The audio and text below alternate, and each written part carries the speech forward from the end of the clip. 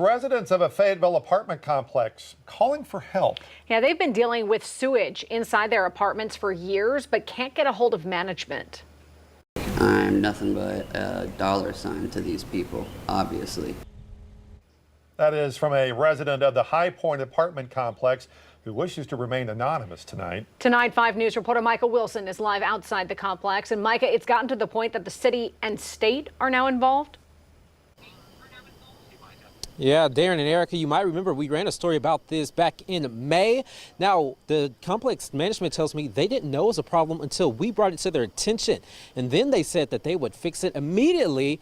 But residents say months later, and they're still dealing with the same thing. No man, no woman, no one should be exposed to those types of conditions. Fayetteville City Council member DeAndre Jones talking about this. Sewage-filled apartments, but residents say the problem does not end there. It's sewage, it's just electrical problems. Shalita Parks calling this apartment home for the past 4 years. Flip it on, look.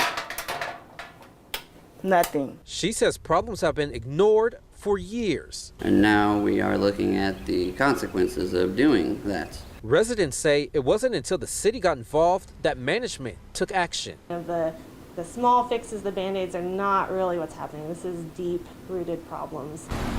Councilmember Jones called on the Fayetteville Building Safety to inspect the claims of residents. It looked like it had been cleaned up recently, so it appeared that some effort had been made. But City of Fayetteville Development Services Director John Kurth says it was only a temporary fix because inspectors returned to the complex again this week and residents were still dealing with sewage issues. It was beyond just a nuisance or an unsanitary situation to being potentially dangerous. If the shoe was on the other side, how would you feel if it was someone in your family? The city is now asking the complex to fix the sewage line and will inspect the property again next week. I believe that they have been backed into a corner to the point that they have no option to fix it.